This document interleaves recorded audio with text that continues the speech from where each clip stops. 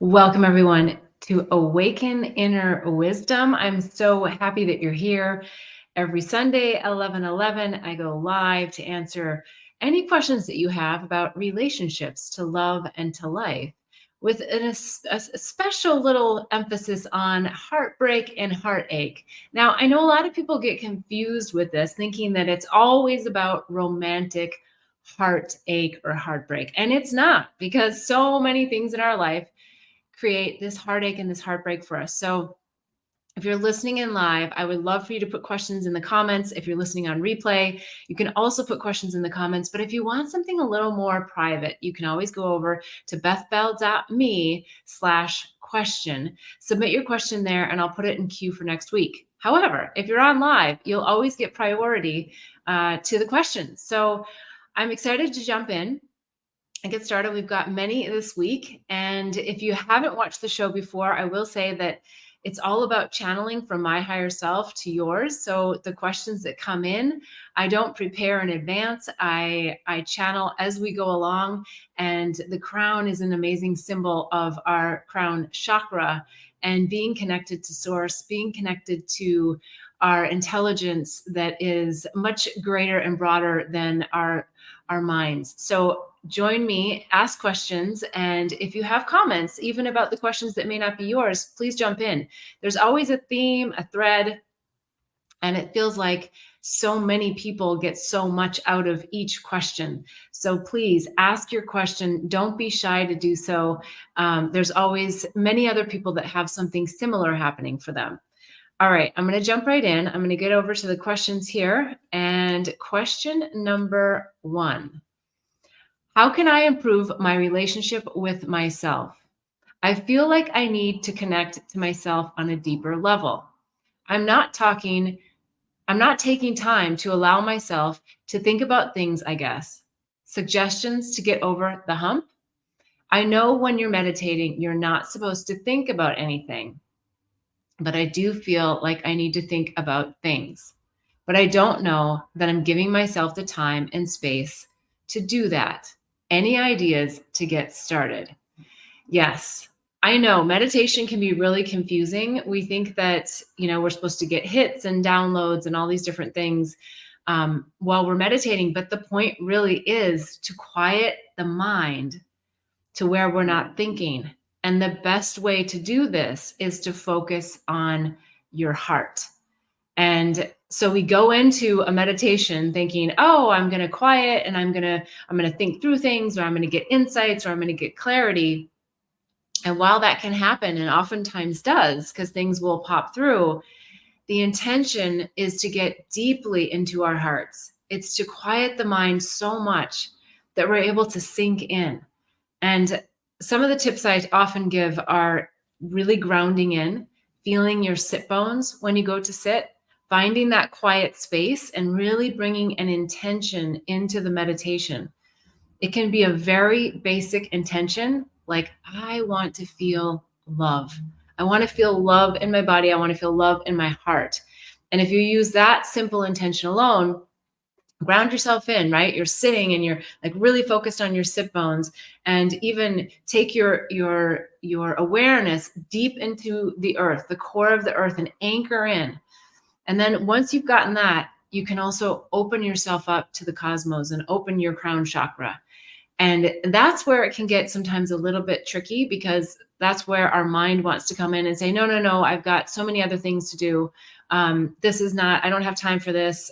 Let's figure things out here during meditation time. And I hear in your question that that's what's happening for you, is that your mind is just hijacking this quiet time and saying, no, we've got to get things done. And that is the key, is that we are so programmed and so focused on doing. I fall prey to this myself a lot, but it's about in the being that the magic actually happens. It's about really sitting in that. I was in a ceremony actually, and one of the guidance that comes to mind to share with you as well is taking that bright white light. So once you've grounded in and then you've connected up, and ask for that light to come through. Ask for that light to come into your body. Just visualize white, bright light and then just allow it in your imagination, your mind's eye, whatever you want to call it, imagine it to come into your heart. Once it's in your heart and you just, maybe it's just a tiny bit of warmth you feel. Maybe it's an explosion that you feel. Everyone's at a little bit different level, but it's a practice. That's why we say practicing meditation. And so when you're practicing bringing that light in, then what you can do is start really radiating that light out. And in the ceremony I was just in, we were asked to put that radiation out 4 feet, right? That radiation of bright white light, that heart-centered space, and putting it out. And then also going 4 feet up and taking that light and letting it just sprinkle on ourselves so that we're constantly connected to this beautiful source energy, source intelligence, and that it just allows us to calm ourselves. And it is whatever you're going to set, 5 minutes, 15 minutes, 30 minutes, it is time for you to not accomplish anything. If you come out of there with nothing, you've done it perfectly. Again, not to say perfectly in the sense of self-judgment, just to say that it is about quieting the mind. So I think if you use those simple steps and those techniques, you're going to find that it's really helpful to just not have such a complicated idea around what meditation is. I've also spoke about many times how flowers have really helped me meditate. Before, when I was not able to sit and quiet my mind, I started photographing flowers. So you may not need to photograph them, but spend some time in nature, even if it's like sitting on the beach or watching an ant on the grass, right? That you're just really focusing in on a very simple aspect of energy and of how Mother Nature works, and go back to some of the basics of the curiosity. That really helps you to just get out of your mind and focus in on something else that's energetically going to help you open and blossom back into your heart. So it's always about getting into your heart and out of the mind. Okay, we've got some questions coming in.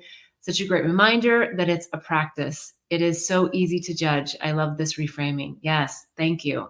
It is easy to judge ourselves. And so the more we can just get out of the mind and into the heart, we are doing the best we can to just stay really centered in that peaceful place.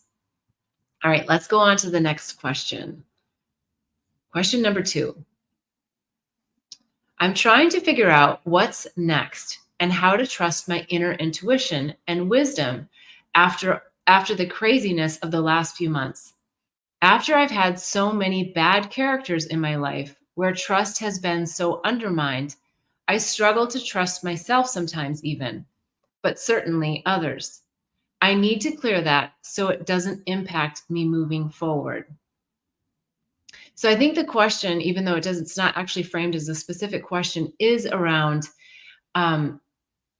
getting back to that place of trusting yourself, especially when we've made, decisions that look like they were bad. And I like to say that there are no bad decisions.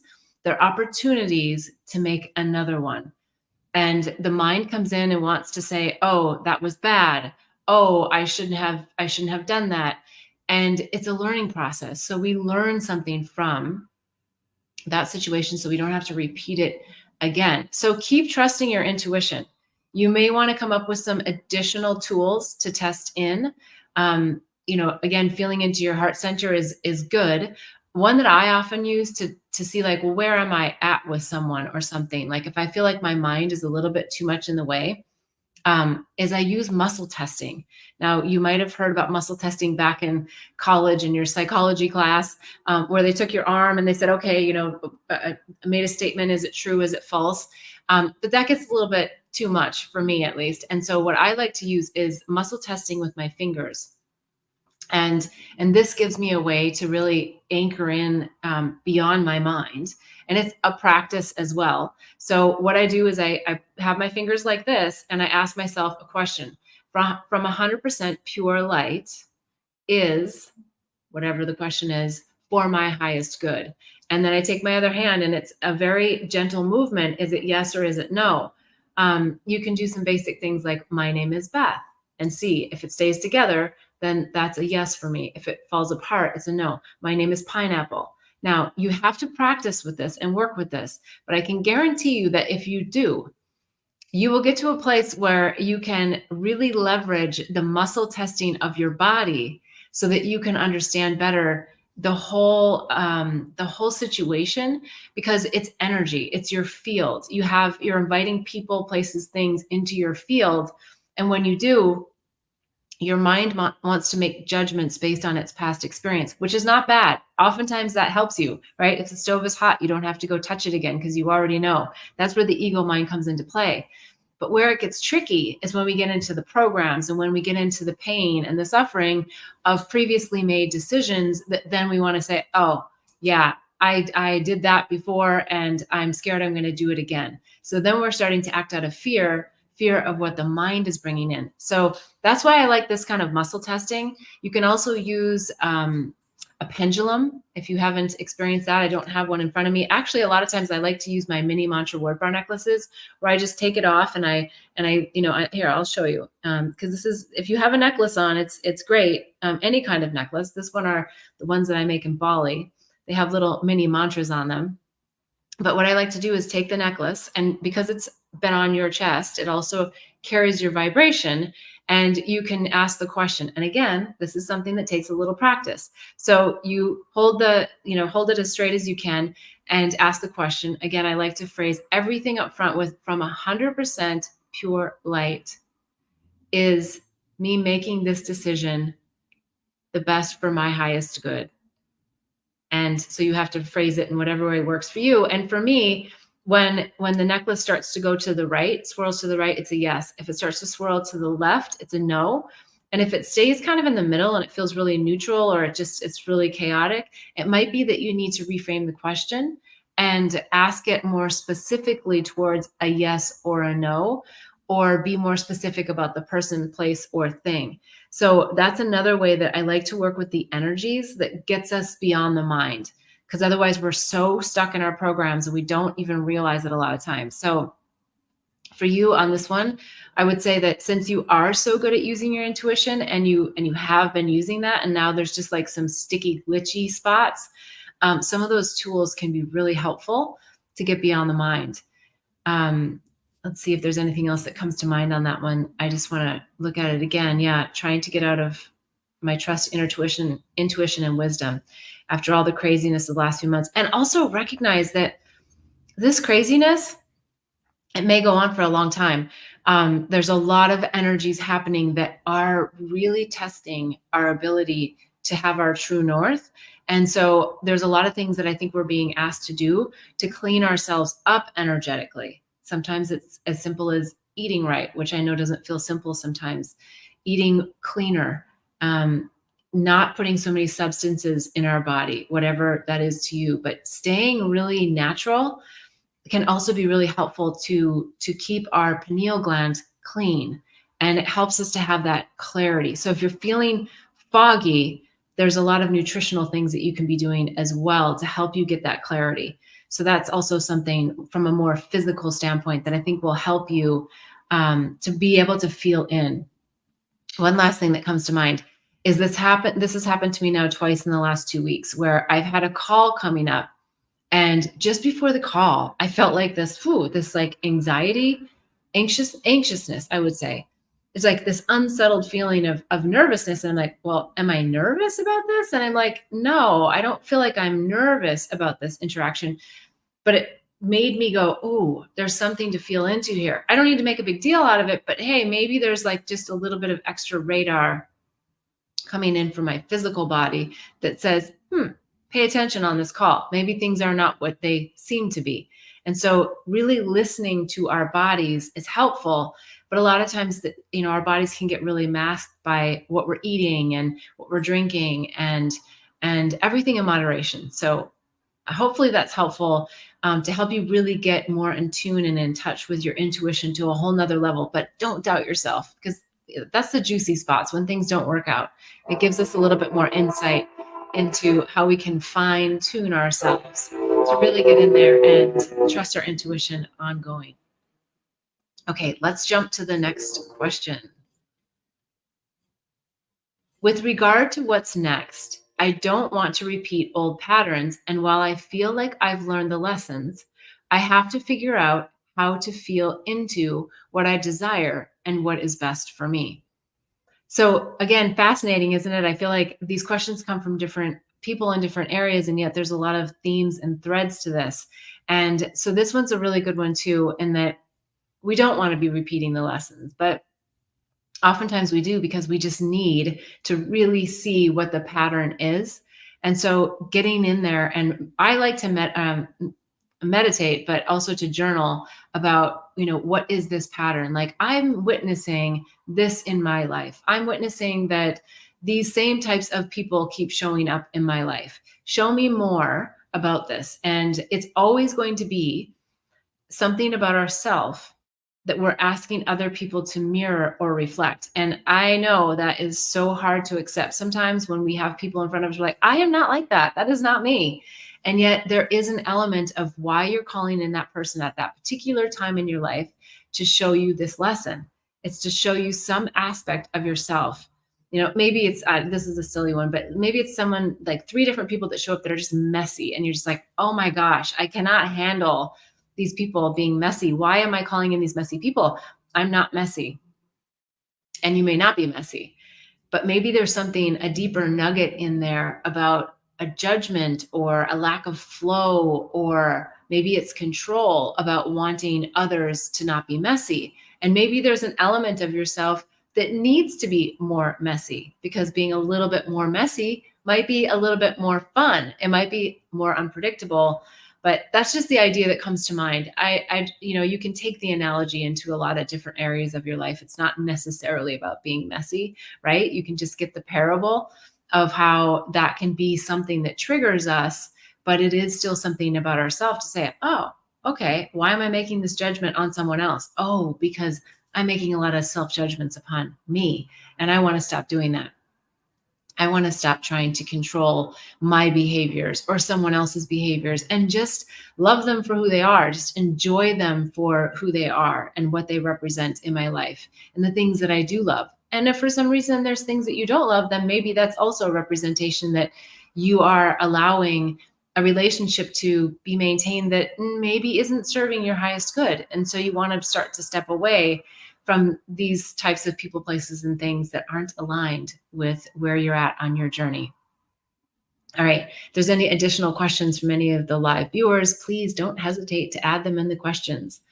You can make comments and I can go back to other questions as well. So, okay, we're going to jump into the next question. In dealing with subtle nagging fear and social anxiety, sometimes I willfully power through it by using my breath and certain mantras. I know I am avoiding the root causes of it. How do you personally deal with fear when it arises? This is a good one too. I think, if you're getting anxiety, one of the things I would say is don't look at anxiety as a bad thing. I know that sounds weird, but hear me out. I think when we start to judge anxiety and we want to push anxiety out, we are ignoring what our bodies are telling us. Kind of similar to, I guess, what I had just said in the previous question, that we want to maximize the feelings that we have in our body, because that's giving us a real honest view of something that's happening potentially in our energetic field, maybe something that we're not seeing, maybe someone's not being honest about something and it's giving us something. Now, it sounds like this one's a little bit different in that there's like this nagging fear and you're trying to power through it. So again, I would say, first of all, good job on using breath and mantras, because that means you're grounding yourself back into your body. But then allow your body to feel the feels of what's happening without the fear. So I think when we're pushing away anxiety, like, oh, I don't want to feel that. I don't want to feel that. I don't want to feel that. I don't want to feel that. Then our body just goes into this contraction mode of feeling it almost even more. And so if you're doing the breath and you're doing the mantras, incorporate the anxiety, incorporate the fear.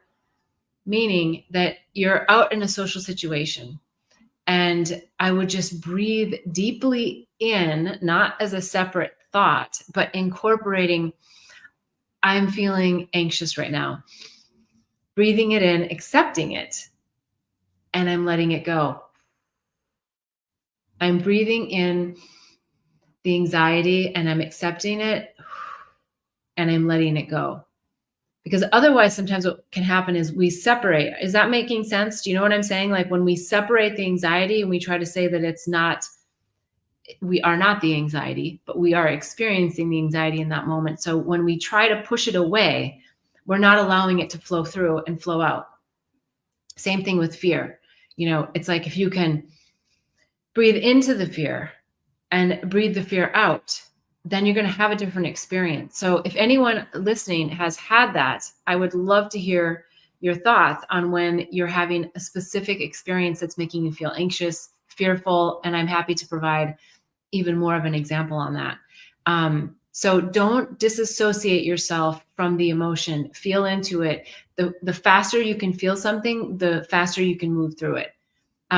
Another example comes to mind about crying. A lot of times we try to hold it back. Like we start to feel the emotion. We're like, "Oh, I'm going to suck it up." It's like that feeling of I'm not going to let it happen. And the lip quivers, the chin quivers, and we just hold it back, or we divert ourselves. Okay, I'm going to go do something else. Feel it. Just allow the tears to pop out of your eyeballs, allow them to run down your cheek, even lick the tear from your cheek if you can, because then you're just accepting that you're having an emotion and a feeling, and honor it and love yourself for that. Because if you're actually having that awareness around the feeling that you're having, that's where you can get to the core of what it is. Because you start to kind of open like a flower. You start to go, okay, I'm not going to contract into the fear. I'm not going to contract into the anxiety. I'm just going to allow myself to feel this. And when you do, I think you're going to start to experience your confidence come back in, because you're not trying to run from it. You're not trying to run from the social situation. You're not trying to run from people, and maybe it's like taking a deep breath. You're at a gathering and you feel the anxiety, and you take a deep breath and you just say to yourself, I'm going to go approach that person out of complete curiosity, right? I'm going to just feel all the feels, and then I'm just going to see what comes of it. And you walk over to the person and you have a smile on your face, and you've already kind of taken it in and released it. Try it. I think you're going to find that when you're then in conversation with that person, you've released all the anxiety that you pent up thinking about having to walk over to them. So hopefully that's helpful. Write me in the comments if you'd like to know more. And let's go on to the next question.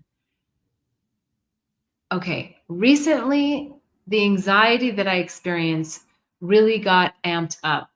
The anxiety is that I cannot keep up with my list, and that I believe I can't do that. I believe if I can't do that and my family list, I am a failure. Usually I am able to use the tool. You know what? Let me put my glasses on. Usually I am able to use the tools in my self-care awareness kit to stay balanced, but this time I can't, and have moved into the area of paralyzation and even a mild depression, because I am a failure and lost with no motivation. And there's another part to this, but I'm going to use that as a part B. Well, okay, so that's the inner critic, right? That's the inner critic coming in and saying that you're not good enough, and that you need to be doing more. And the inner critic, I think that the easiest way to overcome the inner critic is to really make an effort to say to yourself everything that you're doing right. And I know that's hard when you feel like you're in that paralyzation place and that kind of more depressed place, because it's hard to be optimistic. It's hard to really bring forward the joy when you're just not feeling it.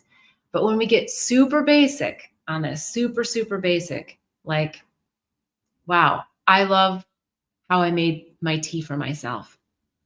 I love that I am drinking matcha green tea as opposed to something else that might not be as healthy for me.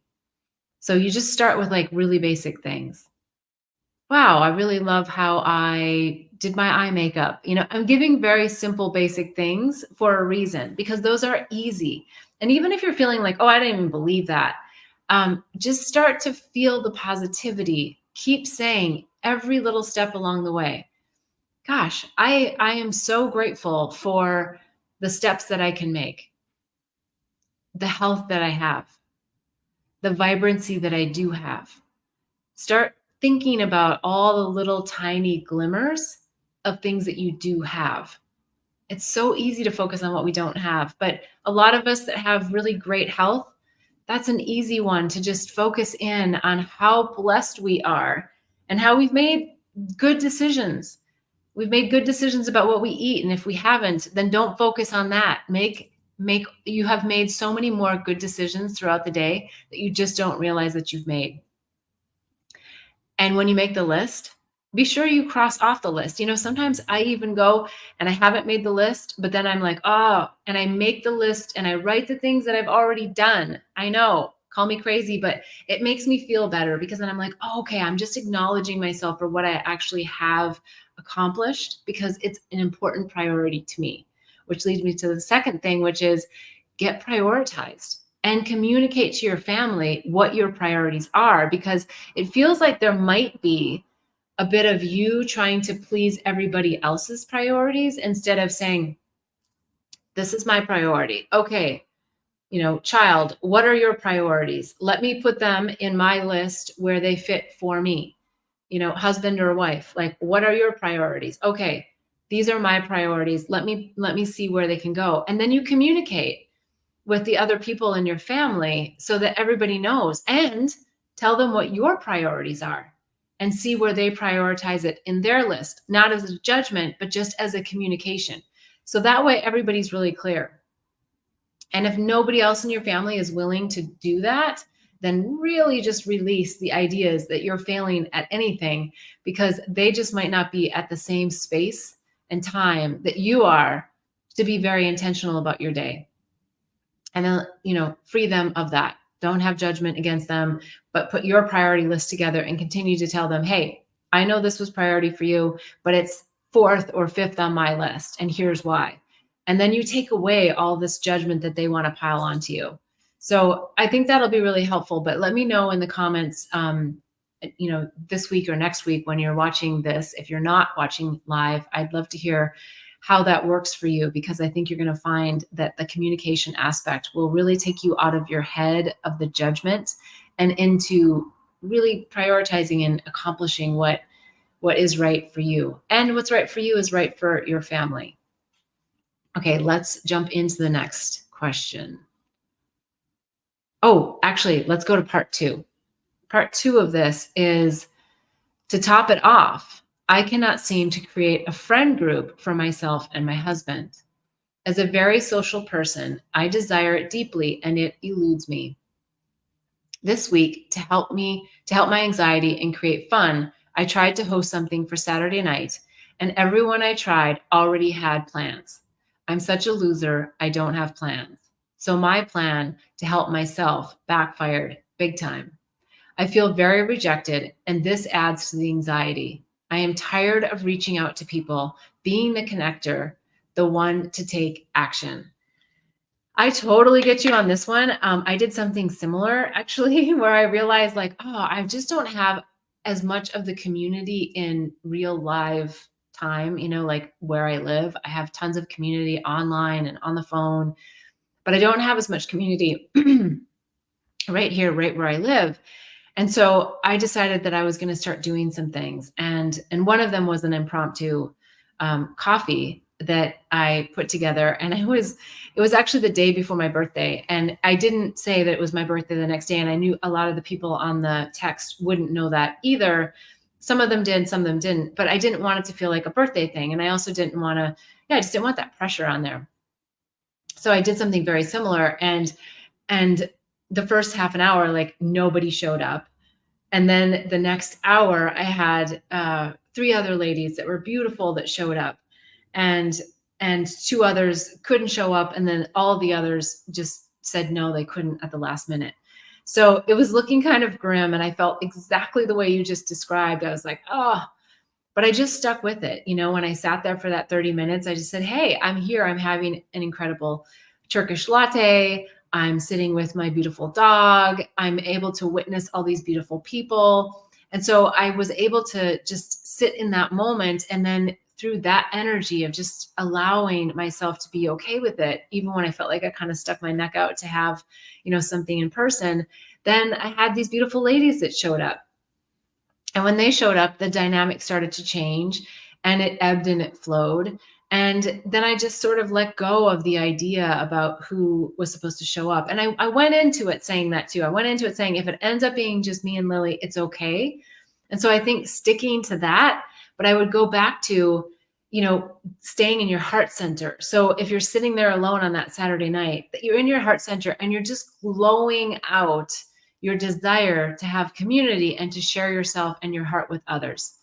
And then you might find that the next week, more people come. The other thing that oftentimes happens when we put something out there like that, we want to give up because we feel the rejection from it so quickly. And so that, again, you really want to just allow the rejection to just float away, because you want to be able to put your heart back out there.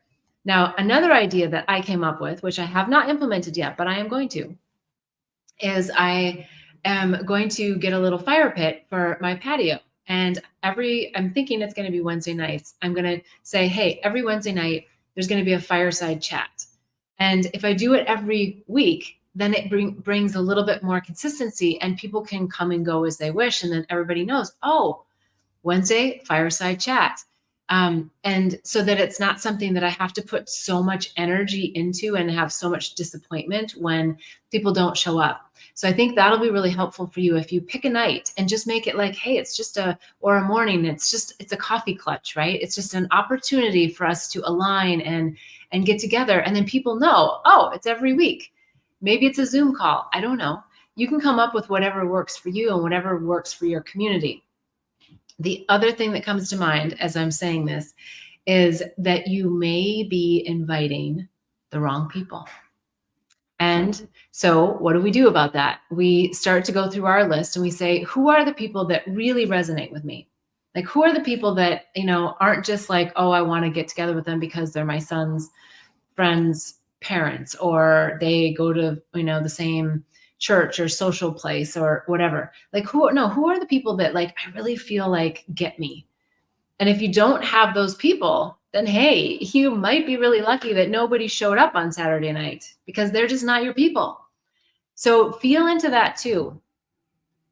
There's lots of ways, and I'm often resistant to these too, lots of ways that you can meet new people. I haven't done this myself, but a lot of people say, oh, go to meetups, on .com or whatever it is, and find groups. But I would say instead of that, because I feel like that can be just like really arduous, and if it resonates for you, do it. But go to your favorite coffee shop, go to the place that has the high vibe books or, whatever, and just spend some time there. You never know who you might bump into. I know we're potentially, many of us are more mature, and kind of putting ourselves out there feels like college days, but isn't that what it's about? Is just putting ourselves out there and showing up in our vulnerability of curiosity of like, who's out there, to meet new people. Because remember, when we're on the ascension journey, the awakening journey, we are unfolding and we are expanding and we are changing. And that means that our energy and our vibration is changing. And so sometimes people fall away, people that we've been friends with for a long time. And sometimes we attract new ones that are more in our vibration. And so ask for more of that. I think it feels like you're just at a really great spot where you are expanding and where you are asking for more in life. And you're not willing to just stick with the status quo, or not willing to just be with the same circle of friends. So keep pushing yourself, just, a little bit more fire in the belly, something that's consistent, something that will say, hey, the light's on this day at this time, and I would love for you to join me. It doesn't have to be a book club. It doesn't have to be anything specific. And it also reminds me to say, I have the Awaken Inner Wisdom membership. So that's a place where every week we get together and we go into deeper topics and we have deeper conversations. So it's not just the surface stuff that you get at a social gathering, but it's like really heart-centered, anchored in content, that we walk away feeling like, wow, I just feel really heard and validated. And I'm thinking a little bit differently. So there are groups that you can also join. You don't always have to be the one to put them together. And if you're interested in the Awaken Inner Wisdom membership, please go to bethbell.me and apply. I'd love to see you there and get into deeper conversations and help you feel seen and heard, because that really feels like what the situation is here, is that you're just not feeling connected to your peeps and to the people that vibrate at the same level that you do. Okay, let's go on to the next question. My parents are great, but at the same time, they are not. They had so much of their own, they have so much of their own baggage. It was difficult from them to be fully aware of the adultness they dumped on me. However, I was curious about my stepdad, loved him so much, and he raised me. He and I didn't have that kind of complicated energy, and our relationship had that more pure love feeling. I wonder if it's because we don't share the same genes, and thus I don't carry all of the generational baggage he may have ever had, and thus we could have an unburdened relationship. Curious about this. Very fascinating. I think there's lots of things that could come into play here with stepdads. I do think that you're right about a lot of that, that there's not a same without the genetics, there's that aspect, but it's, nature versus nurture too, right? So there's aspects of his upbringing that's always going to come forward. Whoever our relationships are with, they have imprints and programs and belief systems based on the people that raised them. So they're always going to bring that ancestral lineage. What comes to mind in your situation is that your stepdad was so grateful for you, the little human that came into his life. And that was the anchor. That was the pure love, that he was willing to accept you for everything that you were because he was so grateful for you in his life. And that's such a beautiful pearl, isn't it? To think about how if we just got really grateful about the people in our lives, we start to let a lot of our own judgments about them drop away. And there may have been things that could have triggered both of you, but you didn't, because you stayed in the connection of that pure unconditional love. And your soul contract with him was clearly that he was there to love you unconditionally so that you could navigate whatever soul contract you had with your mom and your biological dad. So you guys had this agreement. It's coming to me very clearly now that before coming into this life, he said, I'm going to be that stake in the ground. I'm going to be that father figure, even though I'm not biologically your father. I'm going to be that figure that shows you what unconditional love is, so that you can take that and leverage it with your relationship with your mom and leverage it with the relationship with your dad. So in this really interesting, energetic, soulful way, I think he was the conduit to keeping your heart open and opening your heart to another level. And I think feeling into his energy even now would be really helpful, because that's that healing glow that you can take and project to your mother and to your father, especially when they give you the triggers, especially when they do things and say things that really prompt you to have a lot of self-judgment, or to not want to be in their presence, or not want to deal with what they're piling onto you. And again, you have your contract with both your biological mother and father as well. And so, a lot of times we're always here to heal ourselves, always. But when we heal ourselves, we help others heal themselves. And so it feels like that's the beautiful flower that you are, and that you were called in to be for both of your parents. And that your stepdad was that real stake in the ground. So hopefully that resonates. I'd love to hear if it does. If you're listening live or if you're listening on replay, let me know if that anchors in and feels consistent. So yeah, I think, we want to love and adore all of these beautiful people that help us through our really impressionable years. Whether it feels like a bad thing or a good thing, it's a thing that we called in for our growth. And oftentimes it takes us our whole life to unravel some of these relationships and unravel some of these contracts. But when we do, and we just get back to that pure whole love, it really helps us to just be in that open space and that open place, and to feel secure about who we are, our own love, and to be able to love others in a really unconditional way. Okay, let's get into the next question. I think we're just down to the hour here. Okay, next question is, in reflecting back on my past and my varied relationships, how do I distinguish between shame and guilt? Some guilt does feel more specifically accessible, and the rest feels like confusing mishmash. Okay, so great question. Shame versus guilt. Part of me feels like I want to say that, does it matter? Does it matter if you look at it as shame or you look at it as guilt? Is it more about just getting to, like, what is the core for me in my heart? Like, what is it that, why am I calling in this emotion? Why did I ask for those people to be in my life so that I could act out that way, right? So I could act out a way that made me feel guilty, or that I could act out a way that made me feel shameful.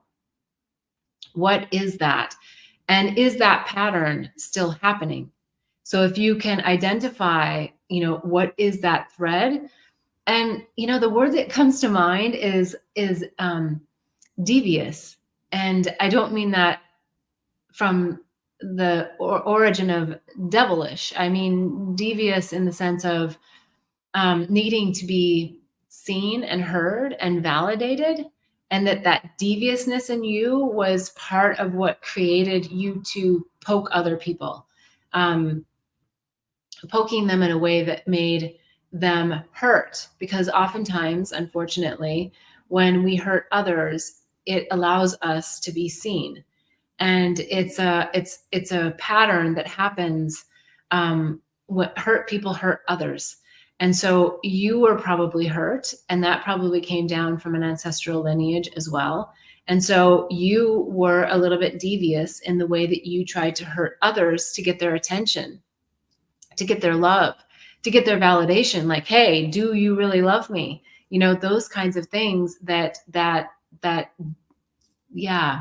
devishness brings.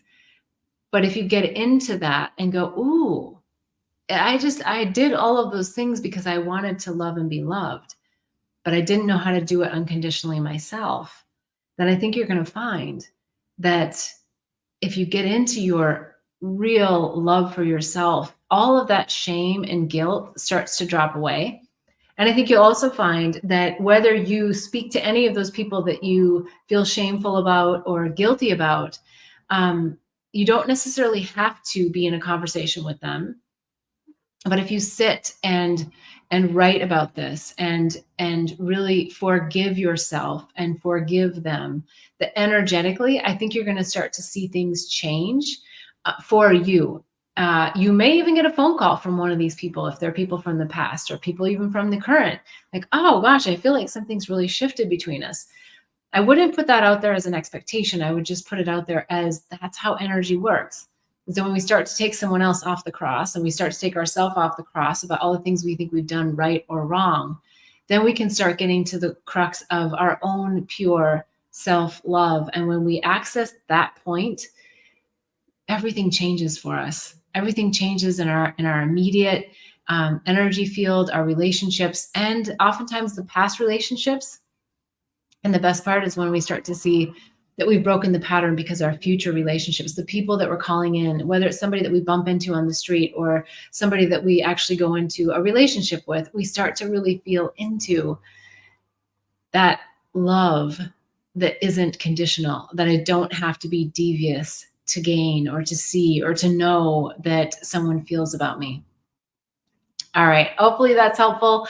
As always, please put in the comments any questions or additional thoughts that you might have about this question or any other question. And BethBell.me has so many great tips, tools, techniques. We've got handbooks. We've got the state of the heart assessment that you can go and find out what is the state of your heart. It's a few questions, but not that many, and it won't take you that long. But I think the results will be powerful because they're very specific to where you are in your state of the heart. And so I'd love for you to go over, take the assessment. We've got, as I mentioned, handbooks, the Awakening and Healing Handbook, which provides a lot of information, a lot about what we talk about here, but it goes deeper into some of the modalities and gives you places and resources that you might want to be able to go to tap into to go deeper in your own journey. We've got the psychedelic resource guide. So if having a spiritual journey with any of the medicines is something that you're interested in, there is so much good information there, or maybe someone that you want to pass it along to. There's also the herpes handbook. So we're always going to be talking about breaking through the viruses of the mind, but it's very specific to the herpes virus and helping others heal through something that comes across as so tragic and so devastating to life, but it just doesn't have to be. So that's another amazing tool. And then there's also the Angels, Herpes, and Psychedelics, Unraveling the Mind to Unveil Illusions. The audiobook, the hardcover, the paperback, they're all available on Amazon. And I would love to hear your thoughts on the book. If you have read it, I'm always open to the reviews and hearing from you personally. So I so appreciate every week your questions, your attention, your open hearts, and your desire to really expand and awaken your own inner wisdom to another level. When we do, we make a huge impact on humanity. So thank you for all you're doing to shine your light brightly. And I look forward to seeing you again next week, each Sunday, 11:11 a.m. Pacific time. Until then, wishing you much bliss and love on the journey. Namaste.